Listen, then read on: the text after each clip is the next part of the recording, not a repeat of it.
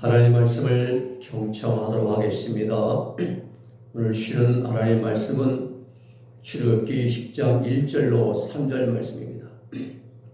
제가 받들어서 읽어드립니다. 하나님이 이 모든 말씀으로 말씀하여 이르시되 나는 너를 애굽 땅 종되었던 집에서 인도하여 낸 내 하나님 여호와니라. 너는 나 외에는 다른 신들을 내게 두지 말라. 아멘.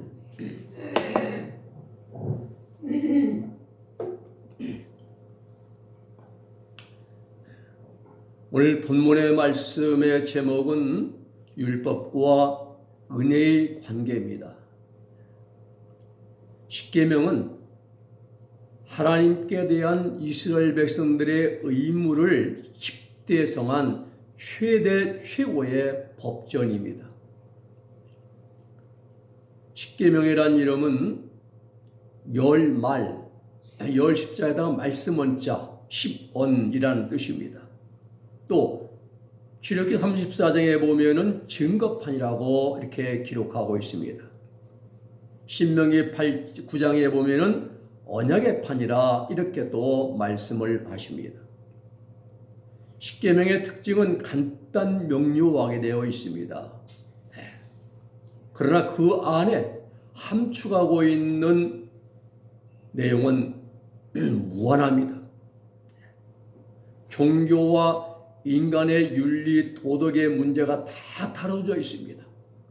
그리고 모든 것이 철저하게 잘 조화가 되어 있습니다. 율법은 하나님의 백성들이 반드시 지켜야 할 율례와 법도입니다. 이걸 율법이라 말해요.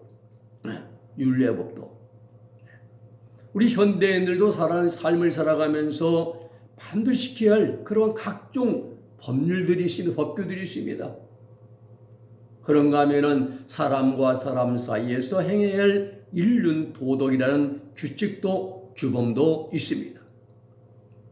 십계명은 율법의 핵심입니다. 선민 이스라엘 백성들이 하나님께 대한 가장 깊은 종교적인 그러한 계율과 또 사람과 사람 사이에 행해지는 최고의 도덕적인 의무가 전체적으로 망라되어서 요약되어 있는 것이 바로 십계명입니다. 그렇습니다. 하나님이 주신 십계명은 모세 시대의 이스라엘 백성들을 그들만이 아니라 오고 가고 또 오는 모든 세대에 주신 그러한 하나님이 선포하신 것으로 모든 인간이 다 지키고 준수해야 할 가장 근본적인 그러한 하나님의 계율이 바로 십계명입니다. 십계명은 하나님께서 모세에게 시내산에서 주셨습니다. 두 돌판에 하나님의 친히 기록해 주셨습니다. 그런데 광야에서 성막이 완성된 후에는 언약궤, 법궤 속에 십계명을 넣어서 그 지성소에 간직이 되었습니다. 그 이후에 남유다가 586년에 바벨론에 함락되고 멸망하면서 나라가 망할 때 이 언약궤에 대한 기록도 끊어졌습니다. 우리는 오늘 아침에 하나님이 광야 시내산에서 주신 십계명 즉 율법을 중심으로 해서 율법과 은혜의 관계를 바르게 정돈하고자 합니다.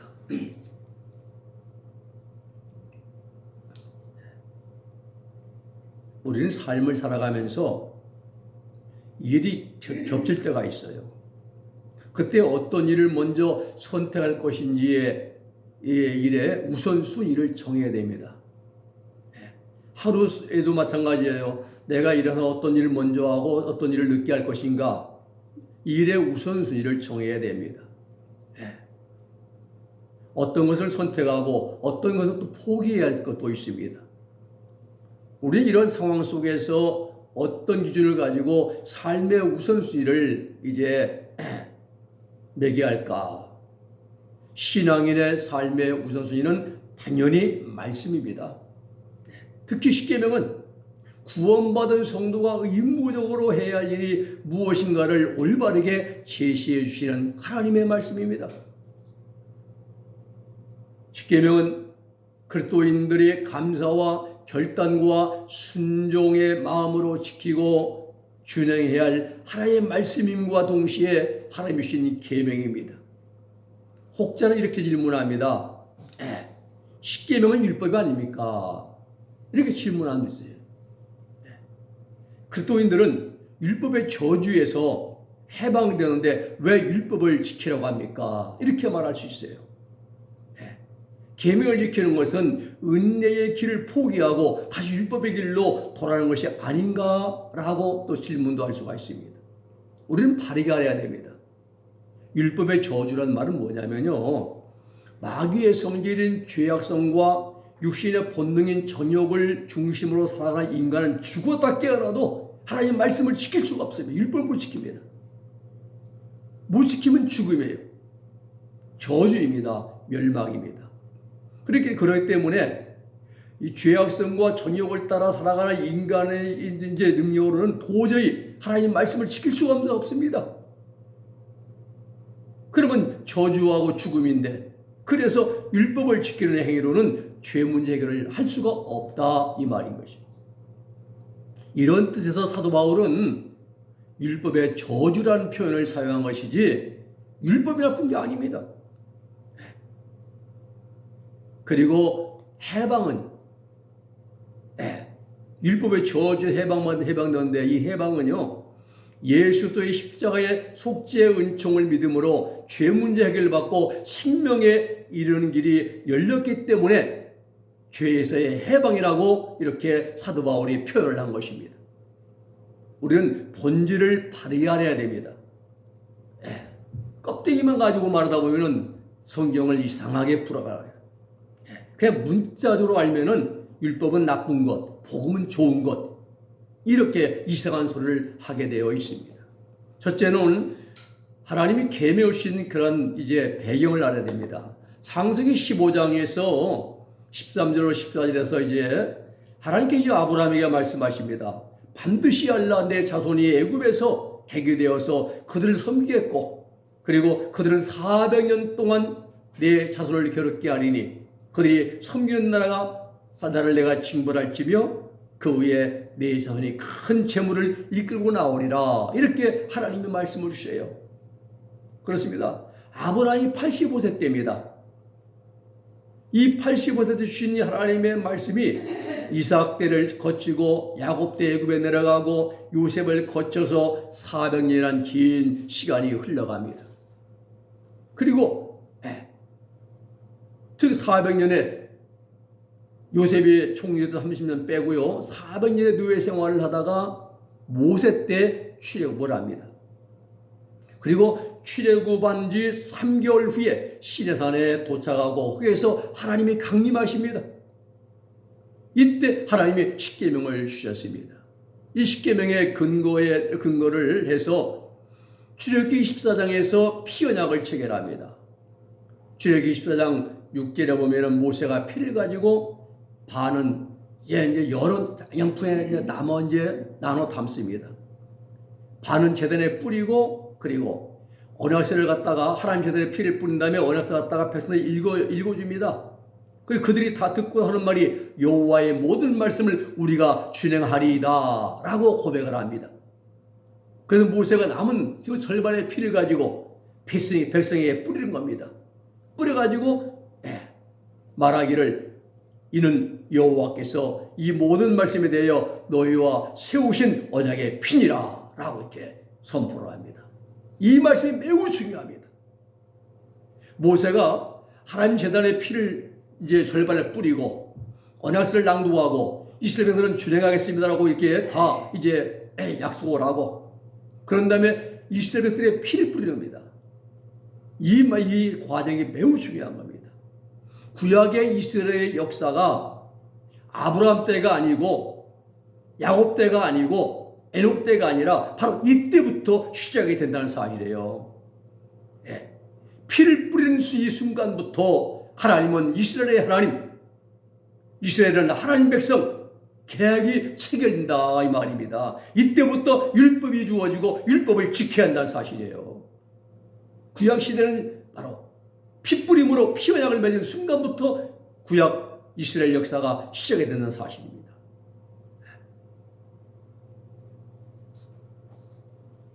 창세기 1장부터 11장까지 보면은 하나님의 모든 사람을 대하는데 맨투맨으로 이제 대하셨습니다. 에녹이나 무드셀라나 쭉 이제 노아나 이런 율법이 없었고 이런 핏부림이 없었어요. 그렇습니다. 십계명은 구속주이신 하나님께서 직접 손으로 두 돌판에 새겨서 주신 겁니다. 오늘 같으면 비석에 글 쓰는데 기계로 세우잖아요. 다 새깁니다. 기계로. 십계명은요 유일신 사상을 기초로 주신 것입니다.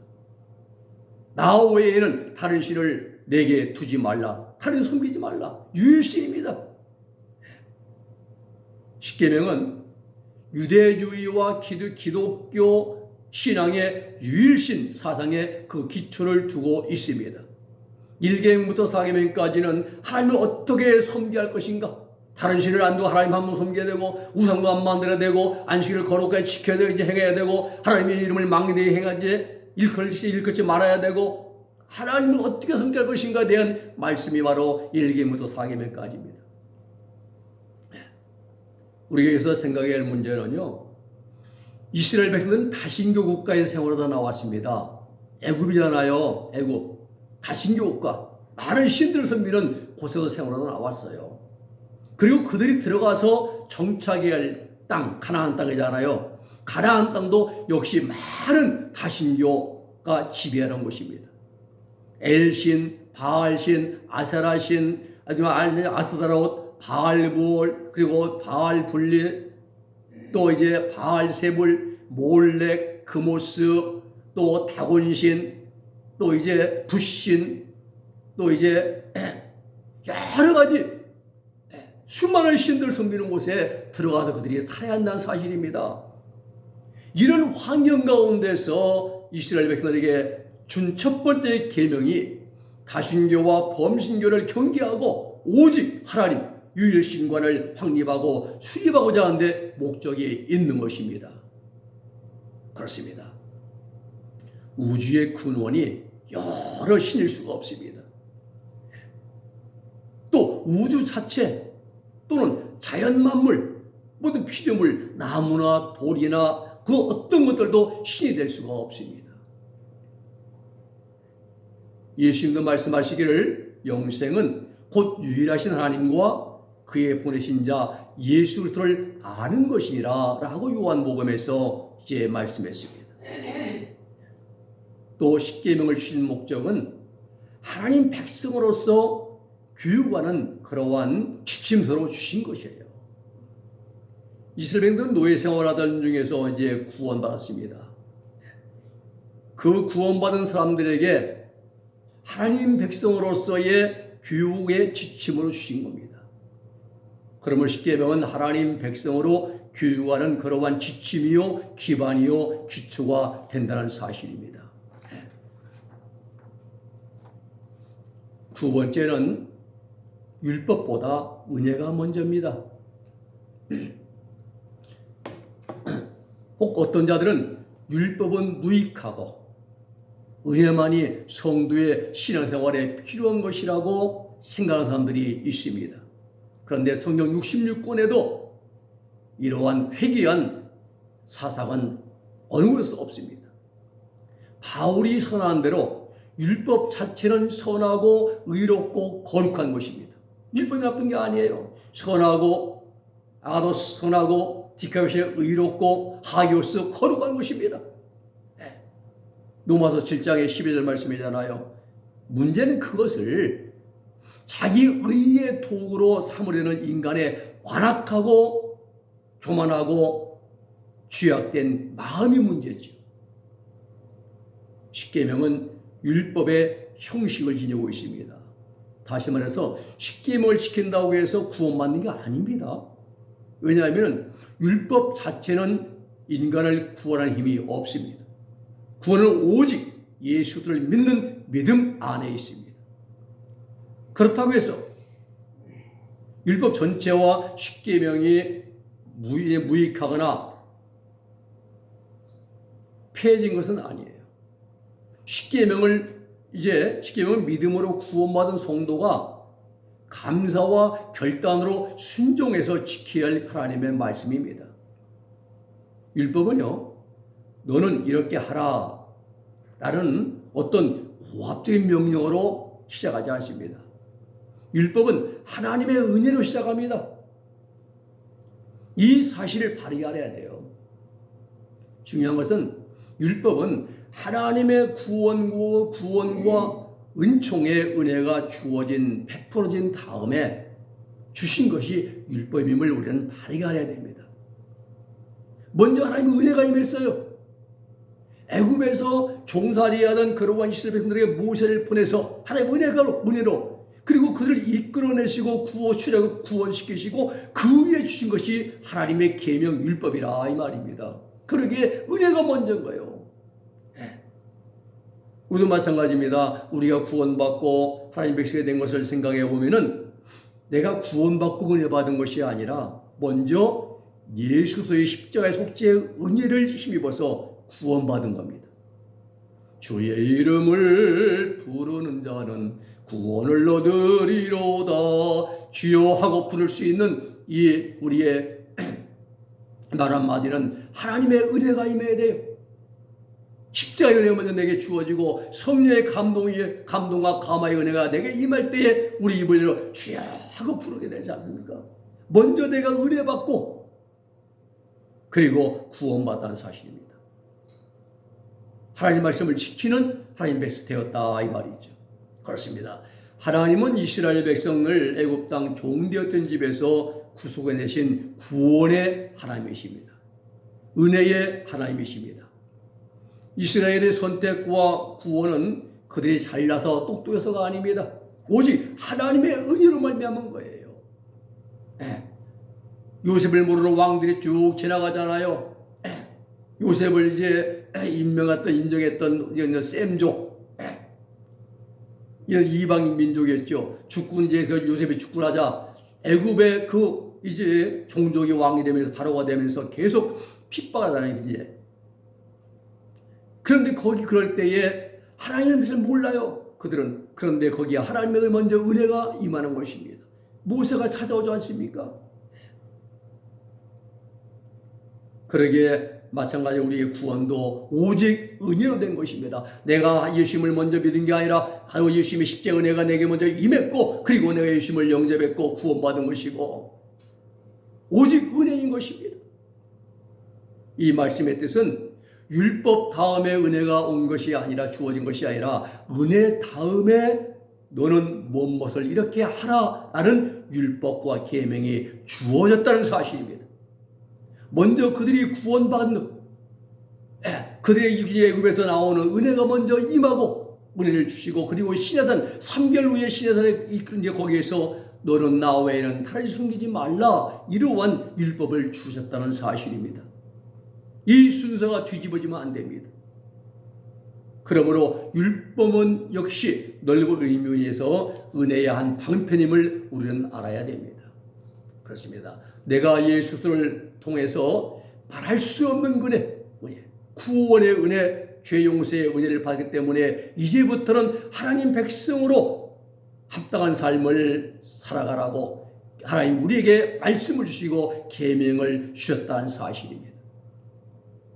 다시 한번 말씀드리면 하나님께서 이스라엘에게 먼저 은혜로 찾아오셨습니다. 모세를 통해서 우리에게는 성령님을 통해서 성령이 우리를 찾아오셔서 예수님을 믿고 영접하는 마음을 주시고 죄를 회개하는 마음을 주시고 먼저 우리를 찾아오셨어요. 은혜로. 그리고 그 은혜 가운데서 우리가 출애굽 구원을 받은 것입니다. 십자가의 은혜. 그 다음에 하나님 백성으로서 빛되게 정결하게 참되게 의롭게 진실되게 살아가라고 우리에게 율법인 하나님 말씀을 주신 거라는 사실입니다. 그러면 율법을 주신 목적은 그들을 바르게 살도록 하나님 백성으로서 구별된 삶을 살아가라고 우리에게 말씀을 주신 것입니다. 그러므로 율법보다 은혜가 원조입니다. 은혜로 구원받은 하나님의 백성들은 하나님의 말씀을 지켜 행해야 되는 것입니다. 세 번째는 은혜 받은 자는 율법을 지켜야 됩니다.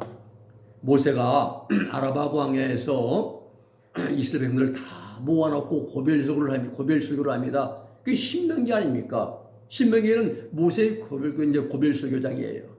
특히 8장 1절에 보면 내가 오늘 명하는 모든 명령을 너희는 지켜 행하라. 그리하면 너희가 살고 번성하고 여호와께 너희의 후손들에게 맹세하신 땅에 들어가서 그것을 차지하리라.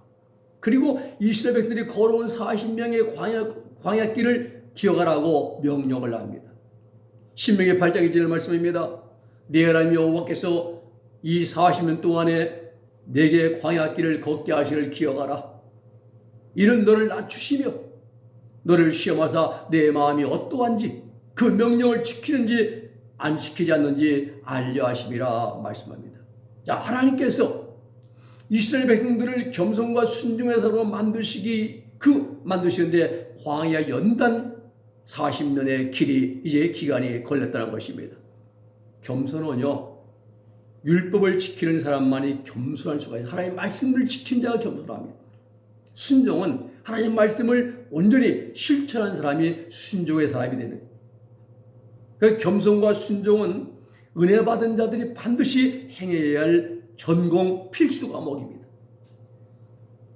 오늘 사랑하는 여러분, 하늘나라 천국은 돈 가지고 못 갑니다. 돈 가지고 못 가요. 우리 어린이들 노래 있잖아요. 찬양. 성령 지식 가지고 못 갑니다. 세상 명예나 지식이나 세속적인 권세는 하늘나라에 근처에도 갈 수가 없습니다. 하늘나라는 오직 믿음으로 갑니다. 오직 믿음입니다.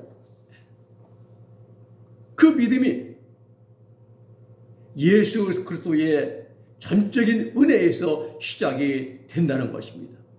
믿음의 출처, 예수의 십자가 속죄의 은혜입니다. 하나님의 은혜인 것입니다. 그리고 그 예수님의 십자가 은혜를 이제 받은 사람은 훈련을 통하여 연단을 또 이제 받으면서 반드시 겸손과 순종의 사람이 되어져야 가는 곳이 하늘나라 천국 가나안 땅인 것입니다. 우리의 죄사함과 구원은 전적으로 하나님 손에 이제 은혜에 기인합니다. 죄 용서와 구원받은 성도들은 그 순간부터 영적 광야의 세상을 걸어가면서 겸손과 순종의 사람으로 우리를 내 자신이 만들어져 가야 됩니다. 죄사함과 용서는 전적으로 은혜에서 이제 하나님의 은혜인 것입니다. 겸손과 순종은 은혜가 아니라 하나님의 말씀을 지킴으로써 이루어지는 것입니다. 내가 죄 용서받는 것, 이것은 하나님의 은혜인 것입니다. 그러나 내가 겸손해지고 내가 순종해지는 것은 이건 은혜가 아니라 하나님의 말씀을 지킴으로 이제 이루어진다는 사실. 그러게 우리는 하나님의 사랑 가운데서 아무런 조건 없이 대가 없이 큰 은혜를 받은 자들입니다. 말할 수 없는 은혜 받은 것이죠.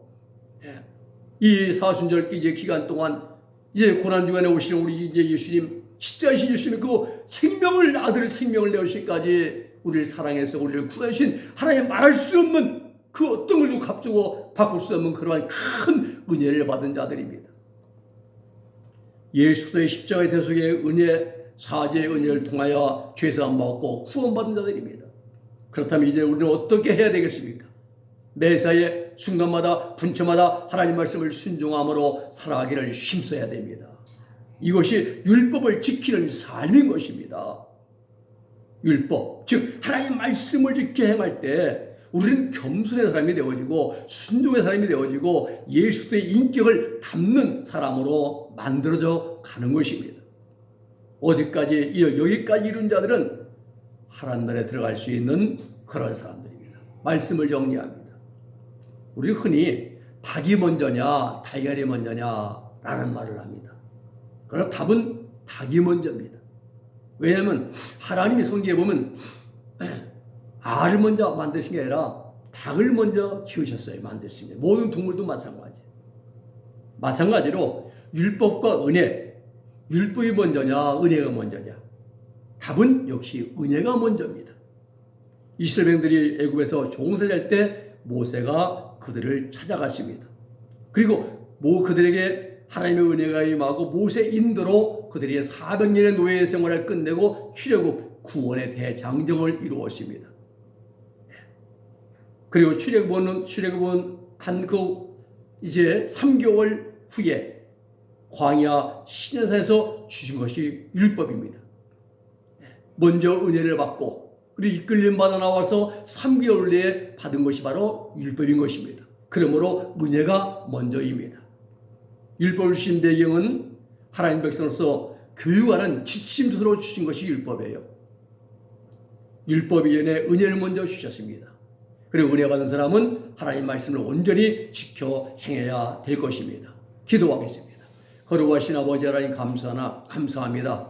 율법이 먼저냐 은혜가 먼저냐 아버지 이런 논쟁들이 있는데 모든 아버지 하나님 말씀을 통해서 우리가 이제 알아본 것처럼 먼저 하나님의 은혜가 먼저 우리에게 임했고 그리고 은혜 받은 자는 구원받은 자는 하나님의 말씀을 지켜 행해야 한다는 사실도 우리에게 다시 한번 일깨우심을 감사를 드립니다. 우리 은혜 받고 구원받는 자로서 이제부터는 하나님 말씀을 지켜 행함으로 말미암아 하나님 영원한 나라 천국 들어갈 수 있는 그런 준비할 수 있는 우리의 아버지 몸을 만들어갈 수 있는 우리의 신앙과 삶이 되게 하여 주시옵소서. 예수님의 이름으로 기도 올리옵나이다. 아멘.